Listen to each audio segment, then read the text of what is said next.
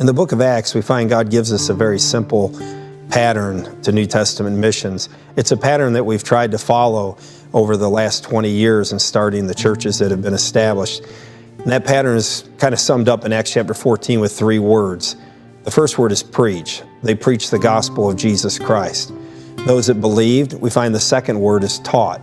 The word taught there in Acts chapter 14 simply means to disciple. And then the third word is commended. They commended them to the Lord on whom they had believed. That word commended simply means to deposit back.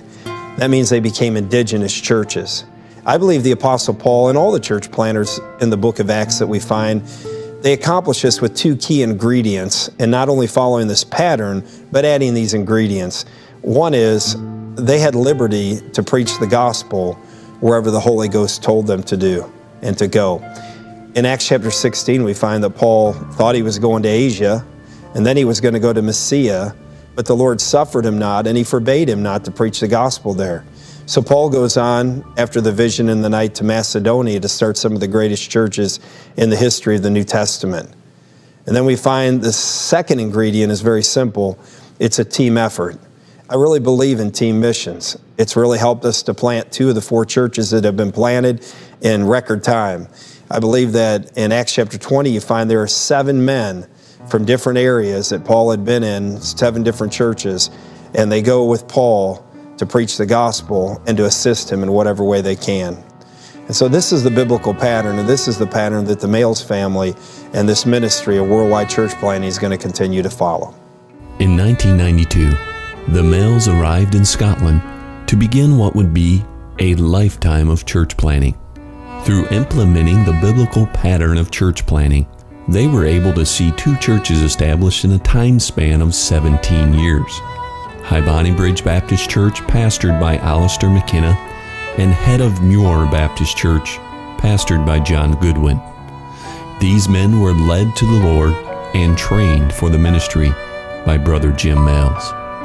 In the midst of the second church plant in Scotland, the Lord began to open a door to see a church planted in Shelburne, Nova Scotia.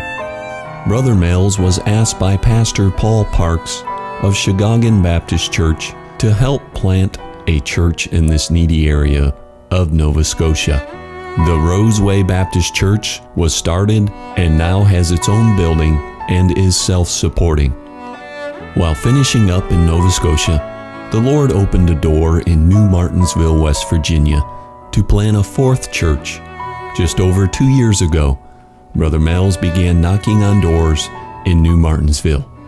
With the help of his family and groups from supporting churches, the church has grown and is now ready to be handed over to a pastor to become indigenous.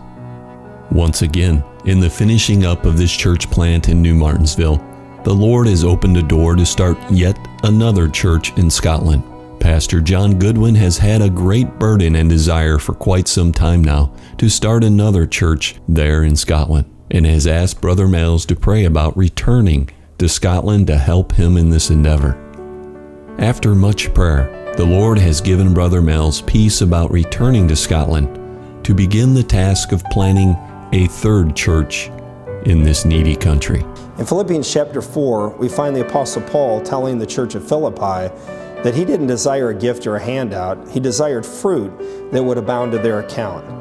I believe that New Testament missions is a partnership between supporting churches like yourself and church planters like the Males family.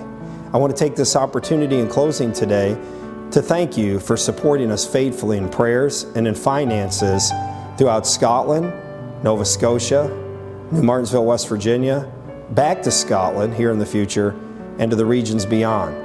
If you're not a supporting church, I would encourage you to prayerfully consider taking on the Males and partnershiping with us and starting churches throughout the world.